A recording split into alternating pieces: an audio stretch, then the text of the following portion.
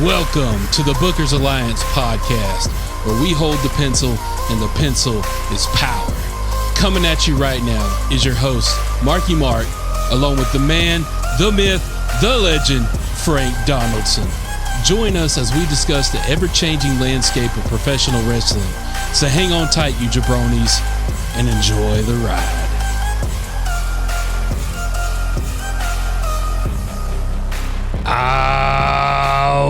Welcome in, everybody. Thank you for joining today's episode of the Bookers Alliance podcast.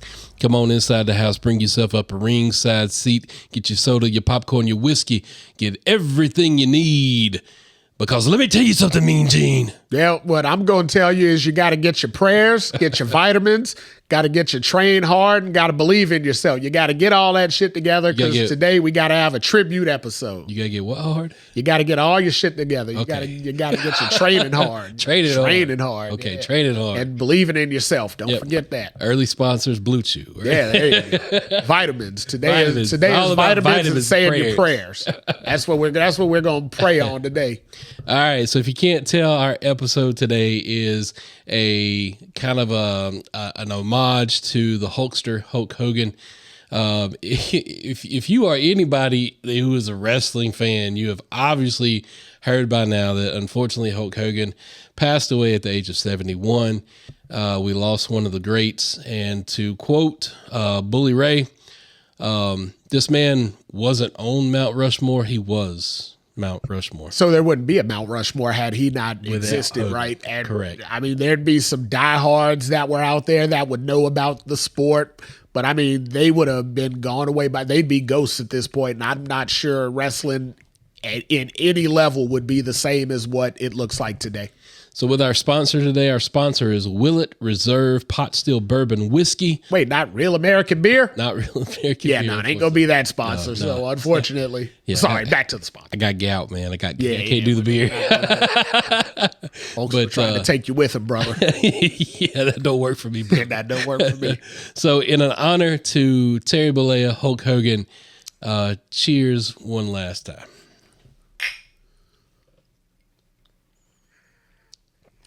We gonna miss you, brother. Yeah, I've said it countless times on this show.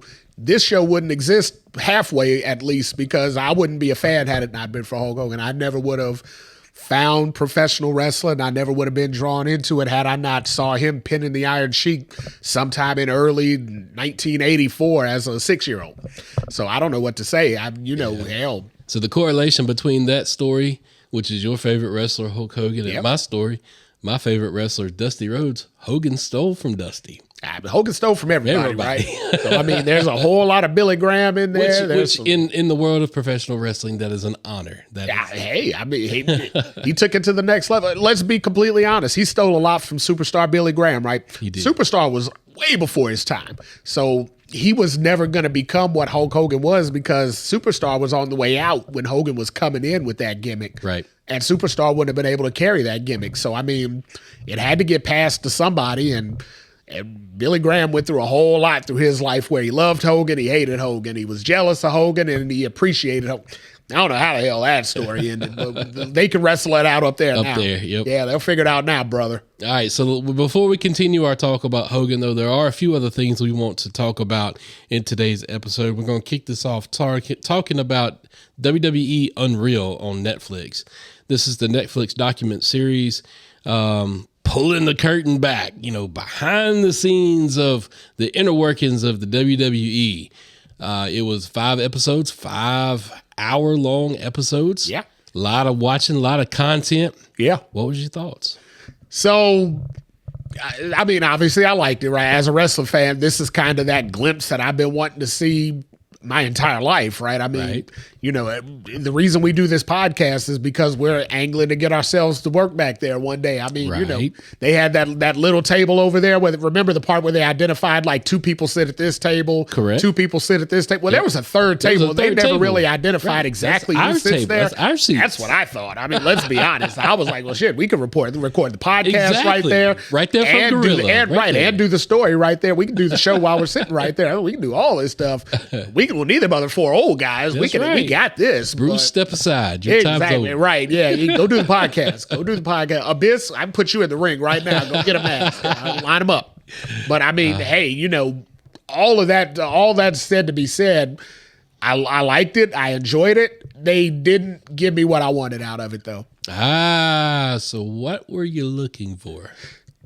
What everybody was looking for. So coming out of WrestleMania 41, the only story that people were talking about You wanted afterwards to know the truth. where TF was The Rock. You right? wanted to know the Rock truth. did Pat McAfee. He did fucking interviews. He did everything he could. He tweeted everything he could to put his story out there. WWE kind of laid back. They didn't say much at all, but everybody else on the planet speculated, where was The Rock? What is The Rock trying to say? Now, all of a sudden, we get the backstage glimpse at the whole event. Now, all the transpirings of it, and no mention of The Rock. Give me a break. So are you saying that Unreal was unreal? I'm saying it was hella scripted, right? Like, I think, that's the pot calling the kettle black. yeah, exactly. I mean, come But on. I think they fished through all that coverage that they had in there. Was like, nope, Right. take that out. Nope, put that in. Yeah. All right, that's enough. Ooh, that's way too far back. Way Take too that far, out. take that I out. feel like they combed through that with the finest of tooth combs Yep. and took out all the stuff that anybody could actually grab traction to. And I think for that part, it kind of took me out of it, where I'm waiting for, all right, give me the real juice. They're like, nah, we're going to give you the juice that we manufactured. Yeah. So I like your perspective. I'll give you my thoughts on it. I was really, really, really hesitant to watch it at the beginning because I love magic. I love a great magician.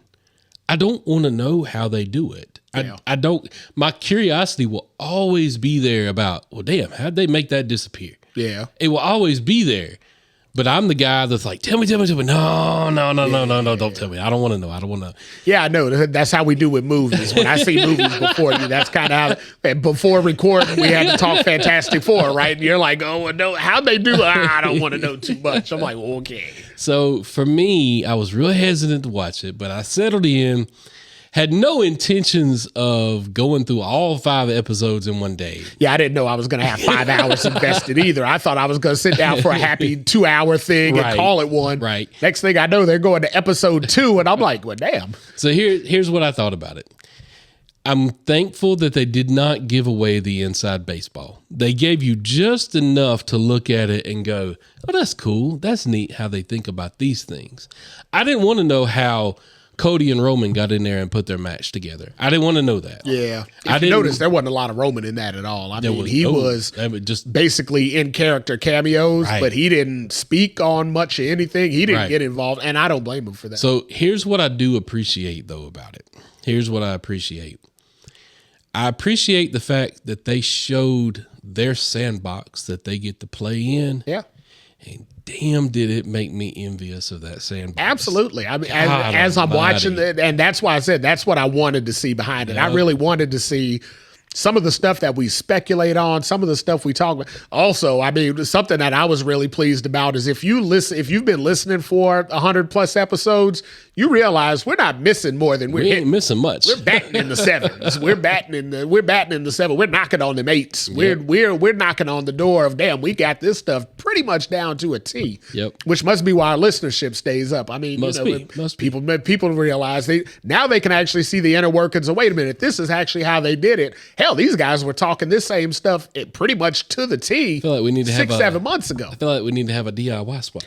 I mean, you know what I'm saying? Barry Horowitz. Barry Pat Horowitz. yourself on. We'll get them little jackets where we got the handprint right The on there. handprint back there. Yeah, well, we pat ourselves on There the you back go. for that. But That's a deep I cut really right there. appreciated that part for sure. Because I'm like, man, talk about 2 guys that know the pulse of the business.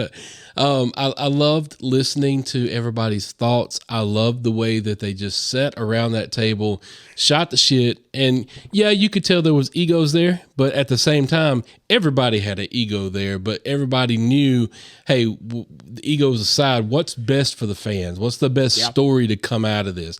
Everybody's like, oh, Punk should win the Rumble. And then all of a sudden out of nowhere, oh, no, Jay should win the Rumble. I mean, if you remember when they did the round table, I think everybody but one said Punk. And that and one guy, I think it was Ed Koski, was trying to he's like, man, if I could just figure out a way to get Jay in there, I wish you guys would work with me. And they're like, hey, we're open to anything, but we're 6 out of 7 are leaning all the way Punk, which I think based on our predictions, we all lean the same way. Meaning we're on the same page as the right room, but it was predictable as hell. I mean, and I remember saying that in that point, like, yeah, Punk should probably win. It gives us the lineup that we're looking for, but damn, can it get any more predictable? I mean, could it be more obvious? And I totally remember when Punk got eliminated, in the Roman Seth spot, saying, wait, what the hell? What just happened? Where do we go from here? We got Logan Paul still in the ring. What are we thinking right now? It kind of put a little panic in my heart, like, oh, and then I'm like, oh, well, wait, there's old reliable John Cena hanging out over there. Okay, that's the way they're going to go. Clearly, they got to go ahead and play into that.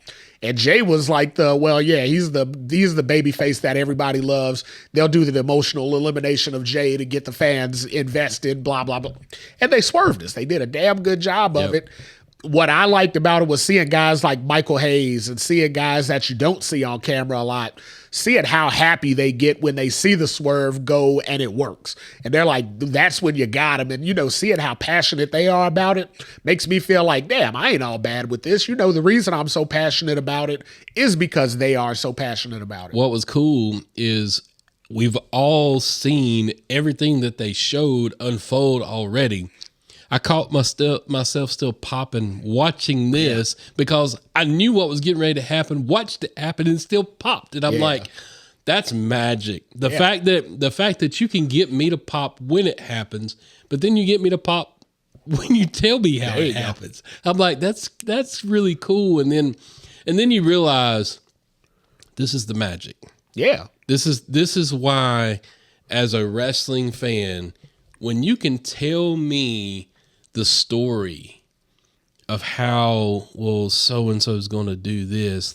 The best example that I can think of that come out of this is when they were putting together the Elimination Chamber spot from Jade, Naomi, and Bianca. Yeah. When they were putting that all together. Yeah. And then you could hear the camera, how they wanted shoot this way. They're like, stay wide. Pull it back, so get both in there. Now zoom in on Bianca. Yeah. Like, when it almost, as a fan, goes, oh, this is how you manipulate my emotions. This is how you do it. Exactly. Now, I'll be completely honest with you. When I'm watching Triple H do all that, I was like, yeah, no, that sucks. I don't want no parts of that. Seems like that's a rough job. I'm like, hold on. You got to make, you're one guy's managing every camera shot, every angle. Yeah, I don't want no parts of that. Have at that. but when I'm watching the other guy, like I said, Michael Hayes, if he needs a successor or understudy, sign me right up. That seems like my world right there. Let me be head producer so that way, I can put my fingers in every match if I want to, but kind of just sit there and watch it all play out, as you got everybody else managing the match. Although I'll be honest, watching like the Abyss part, the Chris Park part where they went over all time. That was tough. Yeah. And I mean, I've listened to Bruce's podcast for years. And that's something that he's been a stickler on forever is going over. And I mean, he's done shows about like Shawn Michaels and Kurt Angle at WrestleMania 21 going over and him just losing his crap. And Shawn coming back and telling him, hey, I'm out there. What do you want me to do? I'm making magic happen. But then cut something, and you're like, cut something. He'll just cut something. We don't just do that. But then you saw Regal kind of step in and kind of mitigate it in the middle of it.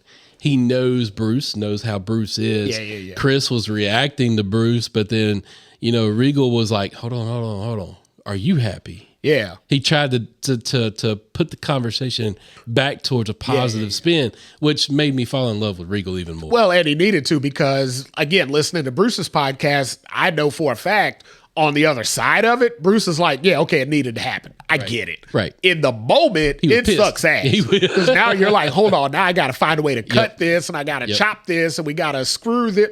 I can't figure that out in a heartbeat's moment, but look at I'm sure when Bruce watched Unreal, he was probably like, oh man, I'm sorry, Chris, I didn't mean to come down so hard on you, but in the moment, it sucks ass. It's like us when we're 47 minutes in and you're like, dude, rap producers over there, they're doing all the throat slashing and I'm just sitting here talking and drinking. I'm having a good old time. I'm like, yeah, I remember when gulp, gulp, gulp. Somebody said this. I mean, I'm watching you guys. Everybody's flipping out. They're like, we're going to cut it. They're showing me the clock. And I'm like, yeah, whatever. I'm drunk. I'm having fun. This is a great show. So yeah, I get it. I 100% get it. But when you're making magic happen, I mean, we don't have 300 million followers here because I'm bullshitting on the phone. I'm having a good time. That's why they listen. So the one major takeaway though that I took from watching this, everybody not trying to play kiss ass. Everybody's going to have their opinion on Triple H right now. Everybody's going to have their opinion over the past 3 years.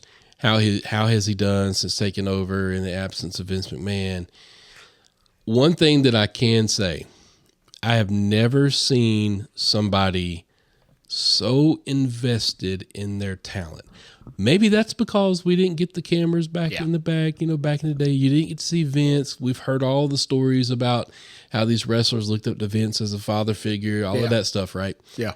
But you got to see it, especially with Rhea and Triple H. Yeah. You can tell that that's been a project for him for a while. Yep. Where he's been cultivating her since, the beginning, the very beginning. And you can see he's still right there with her. He's going to be with her throughout her whole career, I think. And to hear tell, that is his John Cena. That is his Roman Reigns. I don't doubt it because, you look at her ascension since he's been in power. Yep.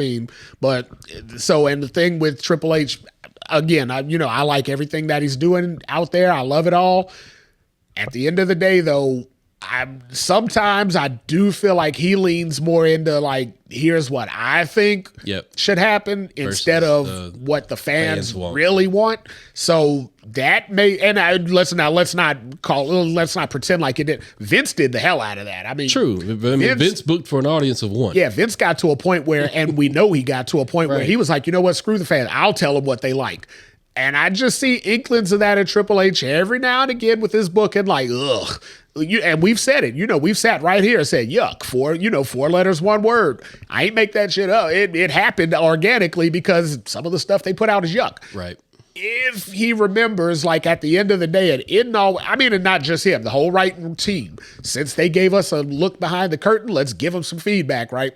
Forget about sometimes what you think needs to happen and just let it be organic like you did with Jay.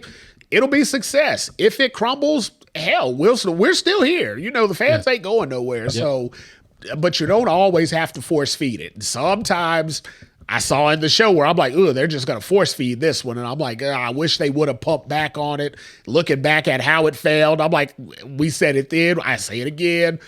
Rethink it. But hey, they're doing a good job. I'm not going to fault them. Go for it. Speaking of going for it, we got to talk about SummerSlam real quick before we get on to our main topic. SummerSlam's happening this weekend. First ever 2 nights SummerSlam, Saturday night, Sunday night, mini WrestleMania. Yeah. Might as well be. I mean, at this point, why not? They're even building a stage for it. Yeah. Hell, if you're going to do 2 nights, you can't half-ass it. Well, you're not just going to go out there and put a ring up. I mean, you got to make it big. So you got 2 nights. What are we looking forward to the most?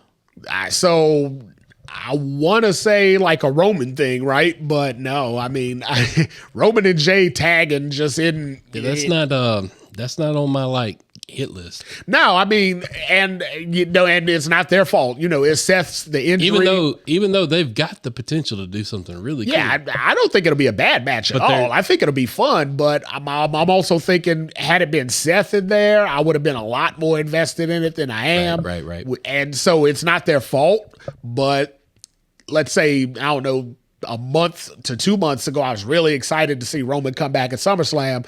Now I'm just kind of like, it's going to happen. It'll be okay, but. So the match that I'm looking forward to the most is Cena Cody, but I'm looking forward to it the most because I don't want to see Cody just win. I don't want to see Cena just win. I'm hoping I get to see this double turn. You want to see Travis Scott. That's what you're hoping for. That's what you're hoping for. I saw him in Unreal. They love that guy there. After seeing that dude so much on Unreal, I'm so sick of his ass. I want to watch him saunter out there slowly to the ring. Notice how much they had to cut of him walking to the ring in that episode. Well, absolutely, because the episodes were only an hour. I mean, that would have had to been one episode. But what I'm hoping they do is he starts walking out in the Roman match, and he gets there by the Cody match the final night. I'm hoping that by the night. That's what I want to see at the end of the Roman match. I want to hear his music hit, and then we see it. Then just fade to black. Then on the start of Sunday night, we see him start walking. And by the 3-hour completion, I want to see him in the ring affecting the match for Cody and Cena. That's what I'm hoping happens. So I'm looking forward to Cody Cena just because of the potential of the double turn. I'm also looking forward to Naomi, Rhea, and Io. Yeah, I think that'll be fun. I'm looking forward to that one. I think that'll be a great match. Yeah. I think speaking about Unreal, everybody in the back realizes that the women are pulling away from the men at this point. Everybody in the back we've been saying it for at least 3 months now. We've been saying it at least since WrestleMania time that some of the women's, we've called for more women's pay-per-views. I've personally called for the women to get their own show somewhere, take one of the hours that they're wasting on TV that I'm half-ass watching anyway, and give that dedicated to because they're pulling away. They're getting to a point where they're hungry. They still want it. Triple H said on the thing, they're smarter than we are. They get this shit way faster than the dudes do. They understand the story and the purpose, where the dudes are still just doing moves, and they're not wrong. Yeah. The women are actually understand, and they get the drama. They're like, hey, we didn't have the stories that the guys had before. We had to, be in some kind of relationship to get our drama back in the day. They're way past that now. They're eons past that. And the guys almost still need some of the women for heater. I mean, Dom still needed Liv for a heater, right? Yeah, absolutely. He needed Rhea for a heater, right? Neither one of them needed him. They elevated him. He didn't elevate them. True. It's going to get to a point where that's going to be more commonplace, and that could show itself here at SummerSlam. Very true. Very true. I'm looking forward to Punk versus Gunther. I think that's going to be a great match because it's different in styles. Yeah, big time. Gunther's your power guy, with Punk is more crafty, technical. Cagey veteran. Yeah. I really think there's going to be some interesting battles in that match. Yeah. I don't see Gunther walking away, though. I see Punk taking this belt. So this goes back to the Unreal, right? I feel like when they decided on this match and they had it in the back, I feel like that was the general consensus. With all the chaos going on in our business right now and injuries and all that, we need to get our cash in on Punk now while we can, because hell, he could be next. He could be the next one injured and gone for a year. So I feel like they think that, but I also I hope personally, somebody in one of those rooms at some point said, what if we went a different way, right? I hope that happened. And do you want to know the different way that I'm thinking?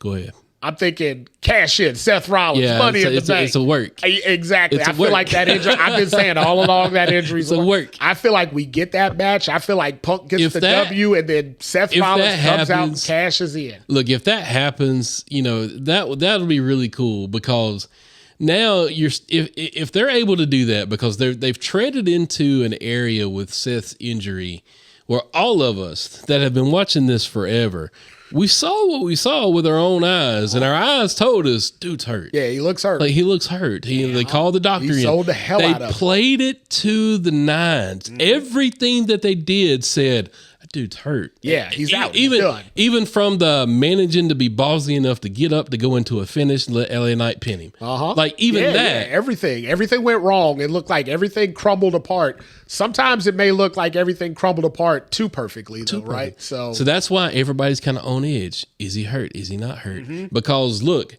he himself, the man has said, I will never let you become champion. Yeah, he's told that to Punk. That's his decree. So what more of a crazy ass way to finish this match between Gunther and Punk is to have a Seth Rollins cash in. I feel it in my bones is that Punk's going to be standing there winning the championship, basically winning the championship when that music hits and all hell breaks loose. And then I don't know if they try and play it all the way through, like Seth comes out to watch the match on a crutch, or do they push it that far? Do they have Seth do the run? Or I don't know how they swerve us into it, but damn it, in my bones, I feel like there's no way. I feel like everybody in that room said it's time to go Punk.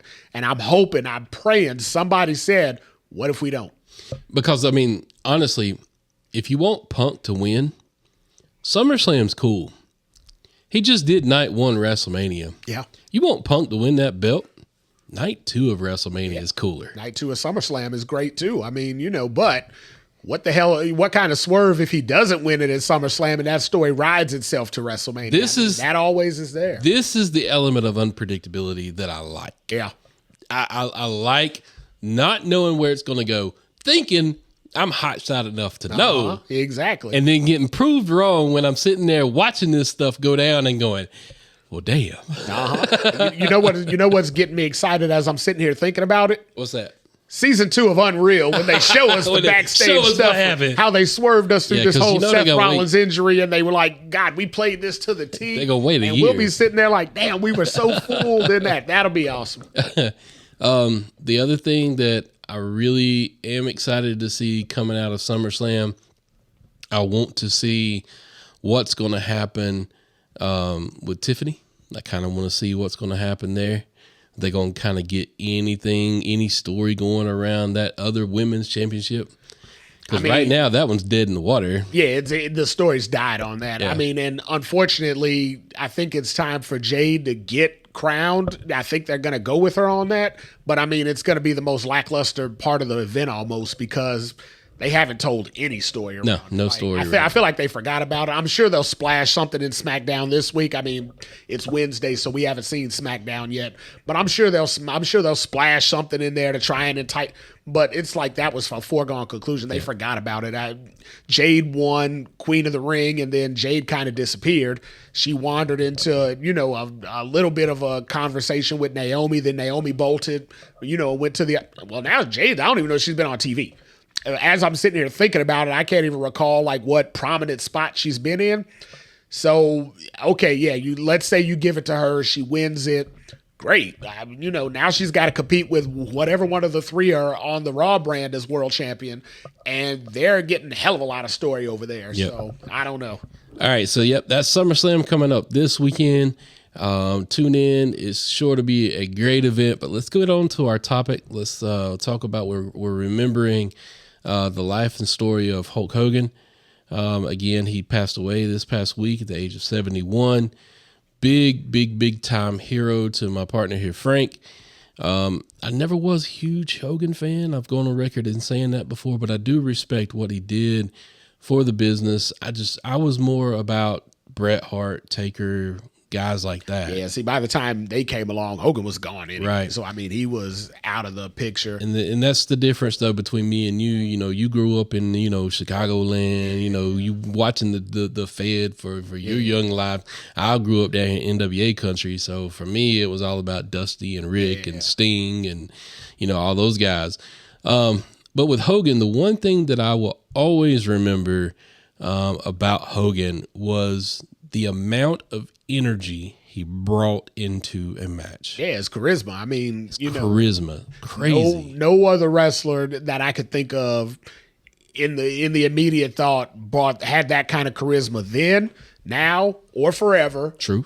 And maybe not even together. I don't know, even if a tag team had that kind of, because I mean, hell, that guy made, kids, they thought he was a god. I mean, he was like real life He-Man. He was like real life superhero that you'd only seen on TV and in the movies. Well, you could touch this guy. I mean, if you went to an event, you could get your hand slapped by this guy that looks like damn bigger than He-Man. I mean, what in the world, as a little kid, when you're looking for, superheroes or whatnot, what better than one that's real, one that you can physically, well, I don't want to, we're not going to go as far as say real, enhanced, but one that was tangible, right? Let's go that far. One that was tangible enough that you could say, man, I saw this guy on TV and here he is right here. So the one thing, looking at your wrestling hero of Hulk Hogan, looking at my wrestling hero of Dusty Rhodes, the one thing that you can always say about both of those guys is when you saw them on TV, they did what? They made you believe. Yeah. In everything that they said. If Hogan said that he was going to take this dude and his 24-inch pythons, put him around his neck and run his head through a brick wall, you better well believe that's what Hogan was going to do. You were looking for the brick wall. You were looking for it. Well, this is coming. This is coming. This is going to happen. When Hogan tells you, I'm going to body slam Andre the Giant, he's going to body slam big, mean, Andre. nasty, smelly giant. And I mean, it was an era of believability that when this man walked onto your TV screen and he told you, Hulkamaniac, say your prayers, eat your vitamins. Yes, sir. I mean, that's kind of what you did. But upside during the matches, I mean, you always got to the point where you thought maybe not this time. He was maybe not this sympathetic time. baby. It was 6'8", 302 pounds. He was a sympathetic baby face because they had a monster factory for him. I mean, he was wrestling One Man Gang or King Kong Bundy or Andre the Giant, or he was wrestling guys that even Stud made him look small. So you think there was always that element of, oh my God, I remember when he wrestled King Kong Bundy at WrestleMania 2. The lead-in for that was the very first story that I had ever seen because there was no story that I could latch on to it back before WrestleMania 1 because you couldn't even really see WrestleMania 1, right? But WrestleMania 2, I remember on a Saturday night's main event, Don Morocco and King Kong Bundy had jumped Hulk Hogan, and Morocco had stretched Hogan out, and Bundy gave him avalanche after avalanche, then big splash after big splash. And they had the tape all over Hogan's ribs, and he was trying to work out, and he couldn't really get the weights up like he wanted to, brother, because, his ribs were just hurting. And you're looking at like, oh, my God, Hogan at 100% would have threw Bundy, 10 ways from Sunday and beat him in 5 minutes. But you're like, wait a minute, this is Hogan at 40%. These are insurmountable odds. King Kong Bundy just put him on the shelf. Now he's wrestling for the title. King Kong Bundy could win this thing. And they're in the big blue steel cage. Oh, my God. Bundy's going to maul him in there. But Hogan finds his way through. And as a little kid, you're like, what the fuck? This guy can do anything. There's not anything this guy can't do. And I mean, that gives you a hell of a feeling as a kid. When you're watching it as a kid, you're like, this guy overcomes every odd. And then he tells you, believe in yourself or you can do it too. And then you get to a point where you're like, you know what? I can overcome these odds too. Nothing standing in my way. Fucking Hulk Hogan did it. Why can't I? So you had Hogan as us kids in the 80s looking at him. He was just incredible. He was superhuman, just a specimen to behold. But then as we drifted into the 90s where anarchy set in a little bit, and in the 90s were filled with, I'm tired of being held down by the man. I don't want to do what you tell me to do. I want to do what I want to do. The punk rock scene gave way to grunge rock. I mean, it was just, you had, the evolution of hip hop. You had the NWA come out. The whole pushback movement started at that point. It wasn't the go along and get along gang anymore. It was kind of the Buck Authority group, and and training, saying your prayers and eating your vitamins and kissing, your sister's ass and all that. None of that was cool. None of it was cool. And I'll tell you why, because the same little kid that loved Hulk Hogan when he was 6 back in 84, well, he was 16 in 94. Now, I'm not trying to listen to my parents. I'm not trying to do what the teachers say. I'm not trying to toe the company line, as so to speak. Everything about a 16, 17-year-old kid is rebellion. It's all rebellion. Your parents say, go eat your dinner. I ain't eating my dinner now. I'll eat it when I want to. Go do your homework. I ain't doing my homework now. That's everything. So when your hero is still telling you, go do these good things, and you're like, man, I'm past that. I'm done. You start looking at your hero like, I don't need that guy no more. It's like Santa Claus right now. Kids, I need you to plug your ears real quick because I'm going to delve into some stuff that y'all don't need to hear. But every now and again, Santa Claus may or may not come to everybody's house after you get to a certain age, right? Santa might overlook you when you become, you know, a little bit older in life. Well, all heroes do that. At some point, you're looking at your heroes like, nah, that message is old, it's done. And if you don't adapt with your fan group and you can't make new fans, you go away. So when you had the chance to turn him heel, what was that conversation like? So in the WWF, I've heard a lot of Bruce conversations where they talked about that in WWF. You know, Hogan's getting a little stale. We turned him heel. And it was the immediate pushback was Vince. No, he's our merchandise guy. He's our Make-A-Wish guy. He's blah, blah, blah, blah, blah. All these things that, you know, he's made, we don't want to take away from it. Okay, great. But what do we do when it's not, you know, when it's not conducive anymore to the fan group? What do we do when the fans ain't responded to it? Well, you have to change, but Vince wouldn't. He just wouldn't. He wasn't at that point in his life yet. Here comes Eric Bischoff in WCW, and he sees the writing on the wall like, wait a minute, we've sunk millions into this guy. You know, we basically hedged the company fund on this guy's back. If he's out, we're done. We might as well close up shop. You know, I mean, granted, they closed up shop 7 years later. They could have closed up shop 7 months later if Hogan hadn't gotten over and stayed over at that point. At that point, you're like, hey, close it down. But right. Bischoff was realized like, hey, something's got to change. Enter Scott Hall, enter Kevin Nash. And luckily, Hogan had the business foresight of his own to say, wait a minute. Man. Yeah, I got to get on that train, brother. That train, the train's about to leave without me and my payday's going away. I better get on while the getting's good or I'm going to get left behind. And Hogan made a smart business decision. So they turned Hogan heel. He became the third man in the NWO. And the rest is history. NWO for life. Yeah. Crazy, crazy time. Anti-establishment. Do your own thing. Anarchy rules, spray paint everything. And all spearheaded by your childhood hero. So, I mean, the guy you loved as a kid is now embodying how you feel. Rebellious, push back, buck authority, show him who the man is, be the man. Now, all of a sudden, your childhood hero is now your teenage hero. Yep. So now I'm, anecdotal, but I'm 18, 19. I'm in college. I'm still watching, because I never turned away from wrestling. But now Hulk Hogan's cool again. It's like, wait a minute. I like Kevin Nash. I like Scott Hall. They're a couple cool guys. Well, hell, Hogan's spearheading the whole thing. Now, all of a sudden, Hogan's cool again. No other wrestler. People can say, Steve Austin sold the most merch and all that. I've always contested that because I say if you attribute NWO merch to Hogan, he outsold Steve Austin tenfold. That's true. But they don't, so okay. But you can say that. You can say John Cena had the longest run of anybody because he's been on top 20 years. You can say all that stuff, right? At the end of the day, none of those guys completely 180'd their character and stayed on top throughout it. Hogan's the only one that did that. Not only 180, but years later, he would come full circle. I mean, he 360'd it, on the back end, back at home. Against The Rock at WrestleMania 18. Yeah. You had fans refused to 180 him anymore. They said, didn't want to boo him anymore. No, they had that flash of nostalgia, and they said, you know what? Hogan was my guy as a kid. Hogan was my guy as a teenager. Damn it, I'm an adult now.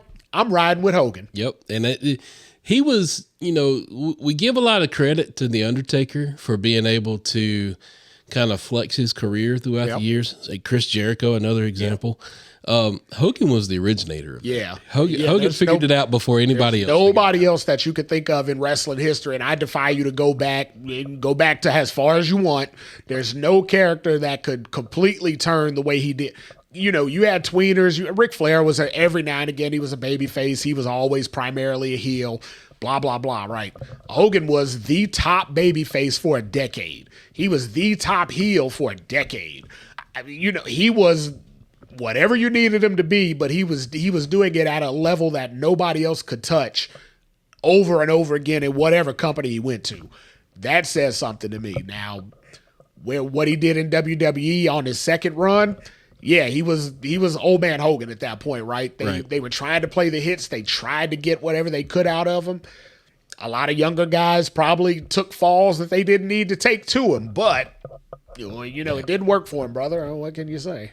All right, so as a fan, your favorite Hogan match?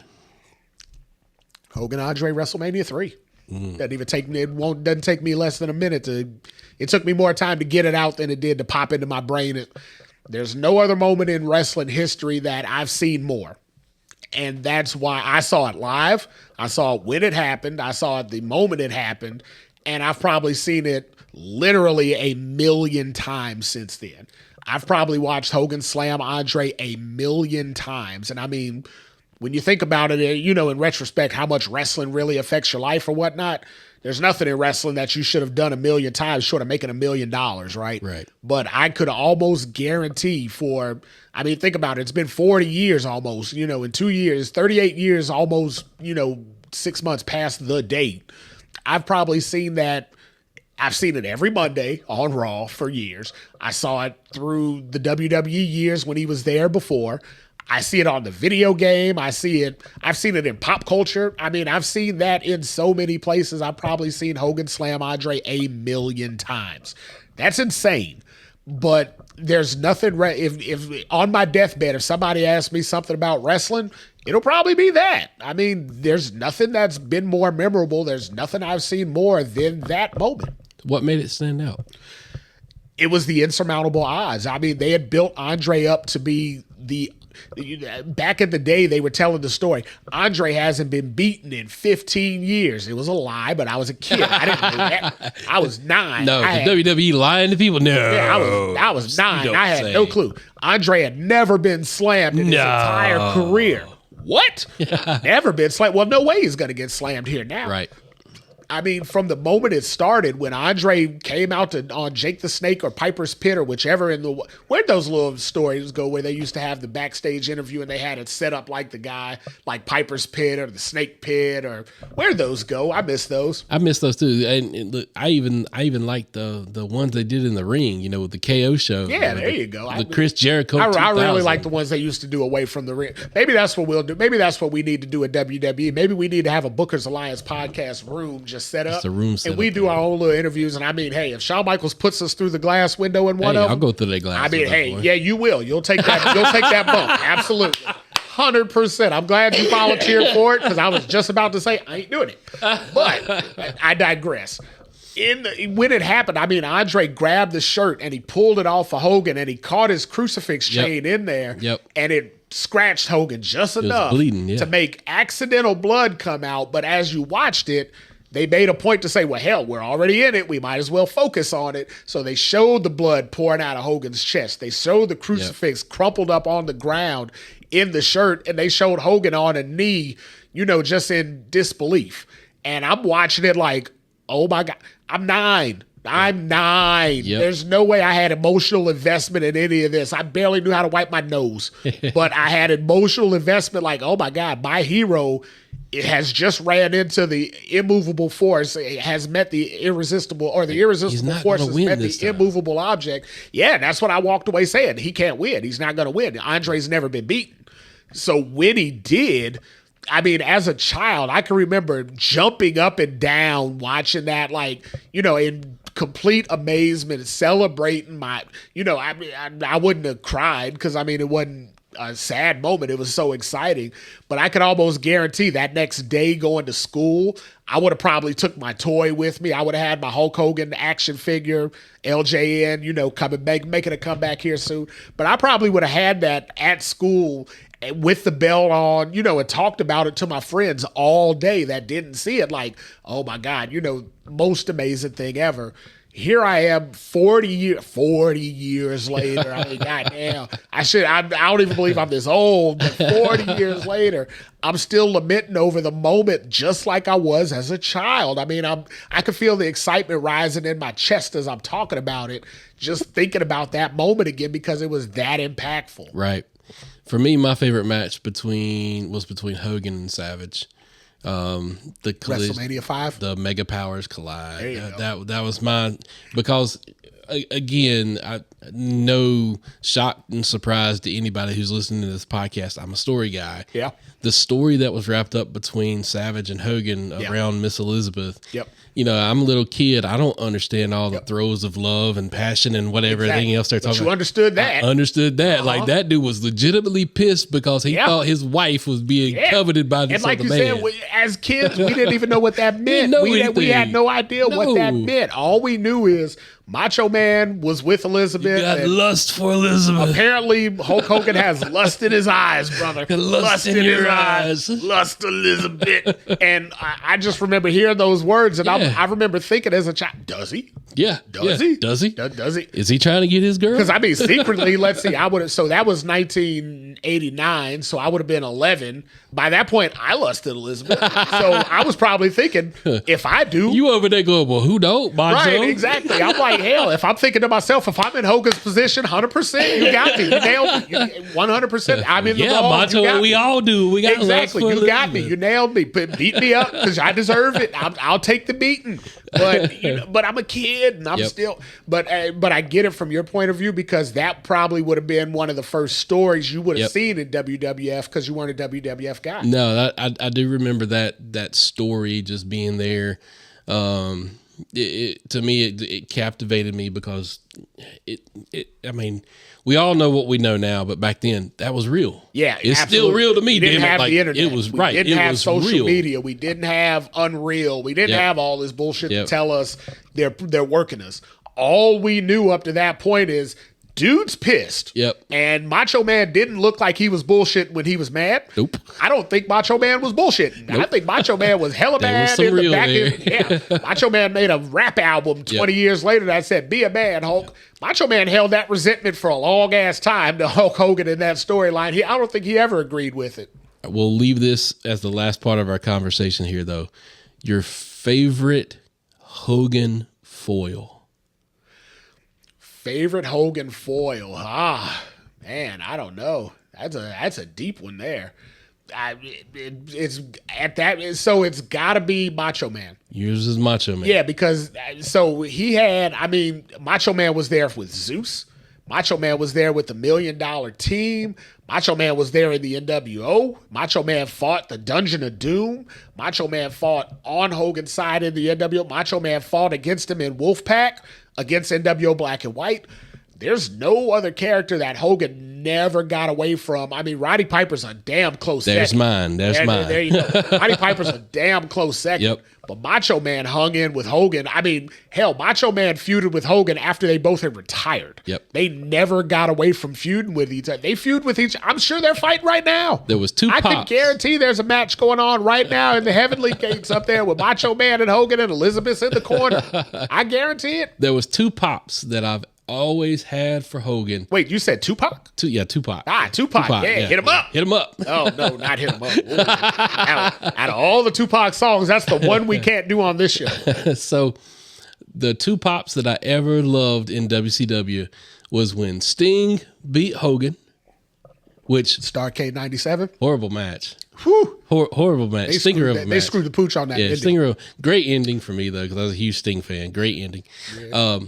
But when Roddy Piper showed up in WCW chasing Hogan, that was like, oh shit! Like his ghost has done come to find him. That was oh shit for you. That was holy hell for me because by that point I was 20. Yeah, and I realized I was like, damn, I remember Roddy Piper when I was 10. Yeah, he's old as hell. He's old, and not knowing that Hogan and Roddy were the same age because Hogan stepped away for like a year in that 10-year time frame. Right. Roddy stepped away for the majority of it. Roddy was gone from like WrestleMania 3 to WrestleMania 5. Yeah. Then he didn't start really wrestling to close to 6. Well, then he was gone by 8. So, I mean, Roddy was not in wrestling. So I looked at, even like I said, they were the same age or similar age, but I looked at Roddy as a dinosaur when he came back, which is strange as hell now because Roddy was like early 40s, right? Yeah, he was early 40s. Right. I got Roddy by like 5 or 6 years now, and I still think for some reason that I'm a young buck. But yeah, no, but I thought Roddy was a dinosaur, and I'm like, Hogan's at his prime. Well, in the wrestling world, Hogan was probably at his prime because he was like AJ Styles' age right now. But in that era of wrestling, hell, Hogan was a dinosaur. I just hadn't grasped that because he reinvented himself in NWO. So that is our stories about Hulk Hogan. Obviously, as a wrestling fan, anybody who has followed the business for a long time or since childhood, like me and Frank, Hogan has to be somewhere in your memories of matches, events, storylines, just things that have happened. Whether or not things that happened outside the ring was controversial, sometimes those things can be a little bit harder to discuss. But at the end of the day, there is never any deniance of what that man did for the sport of professional wrestling. Totally true. And I'm glad you brought that up because I've had a lot of people reach out to me personally on social media, you know, friends, listeners, whatever. So I need 1 minute to give it. So we got to run over and I'm sorry. But I need to tell everybody who I didn't reach out to or who didn't get a chance to reach out to me what Hulk Hogan did as a character, what Hulk Hogan did as a TV character, as a wrestling superstar, wrestling personality, untouched. You can't fault it. It deserves to be honored. It deserves to be cherished in the annals of wrestling history until the end of time. What Terry Bollea did as a human being, that has no regard to me.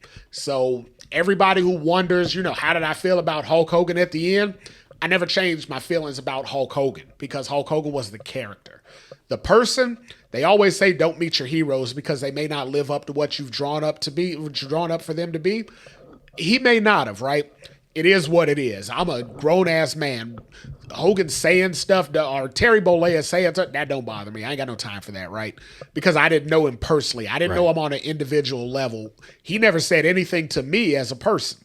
So I have no say in it. Well, I may think what I think, and that's neither here nor there. It means nothing. What he did as a wrestler, what he did for the business is the reason that anybody who's listening to this podcast is listening to this podcast. Right. None of you would be listening. Hell, 95% of us wouldn't be watching. Some of y'all would never even know professional wrestling was a thing outside of the local damn carnival that you may have went to and saw a backyard match happening in a podunk ring, 2 feet tall. Right. So you think what you want about Hogan as a character, great. You think what you want about Terry Bollea as a person, whatever. None of that has any bearing to what we're talking about, and none of that will ever change my opinion on the character. So if you needed an answer, if you wanted my opinion, there you go. Cool, good deal. And we'll leave it at that, and we thank you for listening to today's episode. Reach out on our social media platforms, drop us a line, tell us your thoughts about Hogan and your memories of the matches and stories that he was in.